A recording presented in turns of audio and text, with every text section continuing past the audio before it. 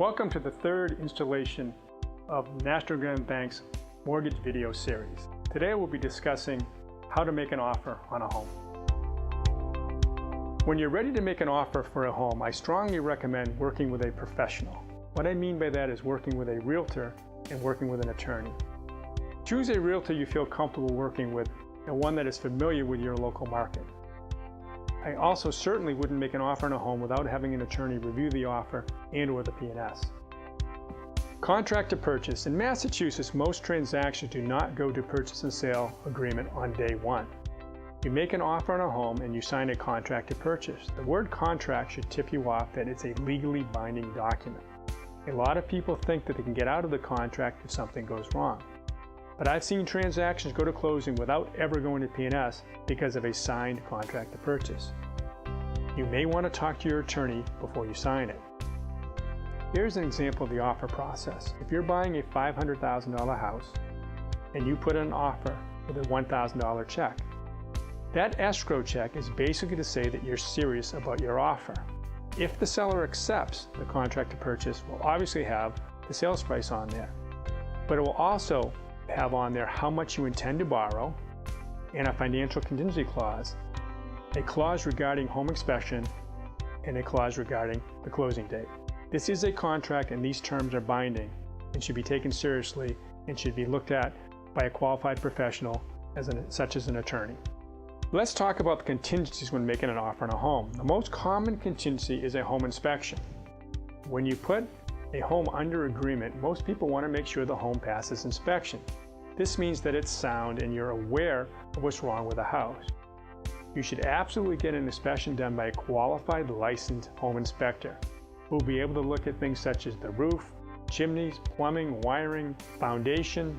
And remember, there's no such thing as a perfect house. Inspectors will find problems with every home. It's a matter of the depth of the problem and whether you're okay with it or not. Certainly, you'll want to know if there's a problem with a foundation that might be a $50,000 fix.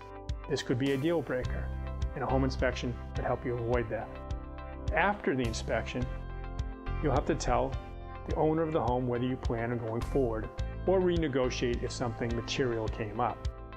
Once you agree to move forward, you'll sign a purchase and sale. A purchase and sale has important dates on it. The first and most important date is the financial contingency clause. When you sign the P&S, you will typically be putting down a deposit of 5% of the sales price.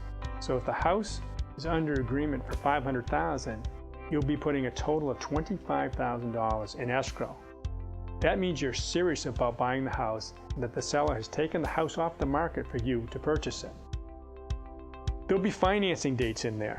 One will show you have X number of days that you must apply for your mortgage. Then you'll have to obtain financing by another date, usually about 15 days out roughly of signing the P&S.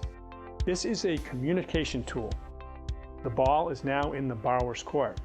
Let's say the date is July 15th that you have to have financing in your home. On July 14th, you hear from your lender and your lender says, I can't get it done in time for whatever reason. Now you have to throw the ball back in the seller's court. You have to ask the seller for an extension. The seller is going to ask for the reason for the extension request. You'll explain the reason, and if it is valid, most sellers will agree to give you an extension because you communicated with them. If they decide not to give you the extension, they must give you your $25,000 back because you did it in a timely manner. But if you did not communicate with them and you go to April 16th and you do not receive an approval, they have the right to move on to another buyer and keep your $25,000 because you did not communicate with them and follow the contract rules and dates. The other date that's very important is your closing date. That will be negotiated right up front on your contract to purchase and then possibly again on your purchase and sale. It's an important date because more often than not, a person may be selling a house in the morning and buying another house in the afternoon. They want to make sure that the closing date happens when it's supposed to because they often have moving vans set up, and if things do not go as planned, it can be a bad sequence of events. A good realtor will help you arrange those dates in a realistic way, and a good loan officer will also look at these dates when you come in to apply for your mortgage to make sure they can be met. These are important and sometimes stressful days, but if you do these things well and you're working with professionals, everything should happen on time, especially if you've been pre-qualified. In the next video, we'll be discussing the best mortgage product for you and when it may be time to refinance. Thank you for watching.